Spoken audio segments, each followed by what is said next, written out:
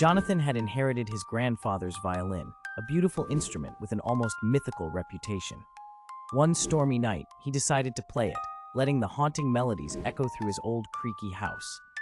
The sound was mesmerizing, as if the violin had a soul of its own.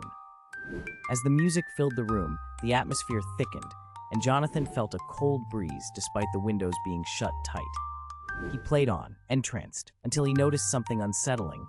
Shadows began to writhe along the walls, moving in unnerving synchronization with each note. Trying to dismiss it as a trick of the light, he continued playing, but the shadows grew darker, more defined. They seemed to take on human shapes, their movements erratic and disjointed. Panic set in, but his fingers wouldn't stop. The melody now felt like an enchantment, binding him to the violin. Suddenly, a shadow lunged at him, its touch icy and paralyzing. He gasped, dropping the bow. The music stopped and the shadows dissipated, leaving Jonathan alone in silence, the violin resting innocently on the floor. But the terror was far from over. The next morning, he found the violin back in its case, perfectly intact, and the bow placed neatly beside it.